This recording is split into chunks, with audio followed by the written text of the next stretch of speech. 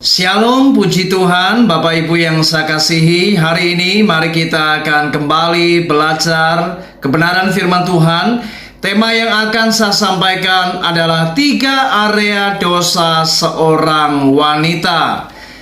Mari di hari ini para wanita dengar baik-baik apa yang firman Tuhan ajarkan, di mana ada rambu-rambu, ada area-area yang perlu untuk kita waspadai sebagai seorang wanita. Karena jikalau kita tidak mewaspadai akan titik-titik kelemahan ini, maka ini menjadi perkara yang akan membuat seorang wanita bisa jatuh ke dalam dosa. Dan tentu apa yang dilakukannya tidak akan diperkenan di hadapan Tuhan. Yang pertama, saudara, yaitu area yang berkaitan dengan telinga. Mari kita lihat Amsal pasal yang ke-23 ayat 12. Arahkanlah perhatianmu kepada didikan dan telingamu kepada kata-kata pengetahuan. Firman Tuhan sangat jelas sekali.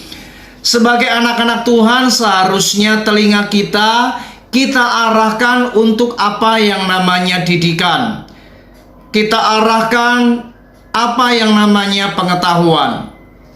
Itu artinya telinga ini harus benar-benar kita arahkan untuk mendengarkan perkara-perkara yang baik, perkara-perkara yang benar, perkara-perkara yang berkaitan dengan hal-hal yang rohani. Bukan berarti perkara-perkara yang dunia, misalnya mendengar apa yang namanya berita, itu tidak diperbolehkan.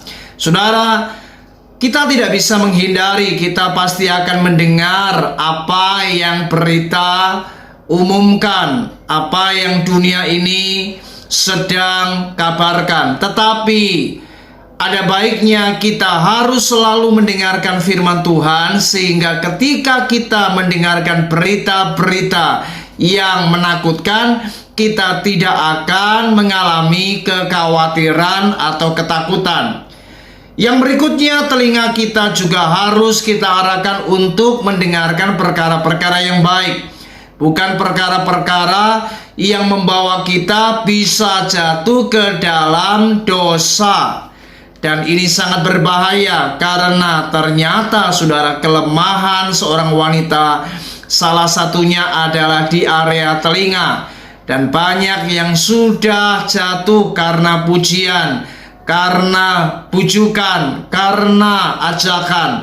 Dan ini ternyata membuktikan area telinga ini tidak bisa dianggap remeh. Itu sebabnya wanita harus berhati-hati di area ini. Yang kedua adalah area mulut.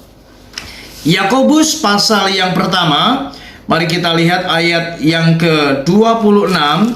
Firman Tuhan berkata, jikalau ada seorang menganggap dirinya beribadah tetapi tidak mengekang lidahnya, ia menipu dirinya sendiri, maka sia-sialah ibadahnya. Saudara, penting sekali kita ini mengekang lidah. Karena apa artinya? Kita sebagai wanita Kristen, kita ini beribadah, kita pelayanan, tetapi kita tidak bisa mengekang mulut kita, lidah kita. Sehingga seringkali tanpa disadari wanita ini suka berkumpul dan suka ngomong, yaitu suka membicarakan orang lain.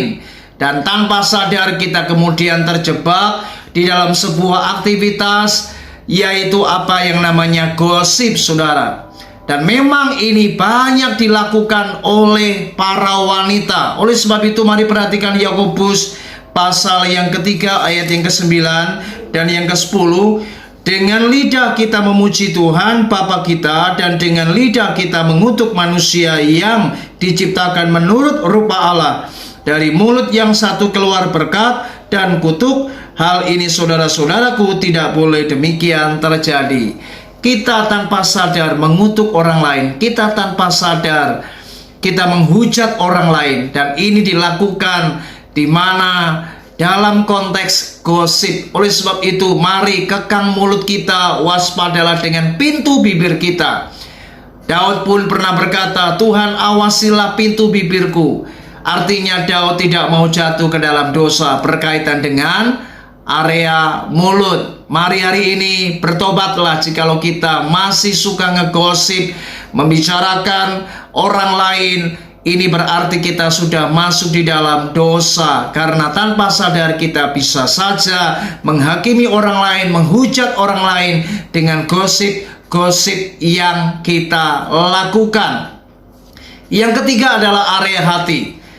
Amsal pasal 4 ayat 23 dikatakan, jagalah hatimu dengan segala kewaspadaan, karena dari situlah terpancar kehidupan. Saudara, wanita akan sangat peka sekali dengan apa yang namanya perasaannya. Oleh sebab itu sangat berkaitan dengan area hati ini. Dan banyak wanita-wanita yang tidak bisa menjaga hatinya dengan baik. Mereka seringkali terluka, tersinggung, kecewa, dan kemudian kepahitan dan menyimpan kebencian. Dan itu disimpan rapat-rapat bahkan bertahun-tahun dan tidak dapat melepaskan kepahitannya. Dan inilah yang saya katakan area yang harus kita waspadai, karena dari hati inilah para wanita bisa jatuh ke dalam dosa, yaitu membenci, menyimpan kepahitan, kecewa yang berkepanjangan, dan kemudian bisa berlanjut akan apa yang namanya dendam dan kepahitan yang begitu mendalam bercokol di hati para wanita. Oleh sebab itu mari biarlah di malam hari ini kita harus benar-benar sadar bahwa ternyata area-area yang perlu untuk kita jaga ini harus kita waspadai, yaitu area apa yang namanya telinga kita, yang kedua area mulut kita, yang ketiga area hati kita.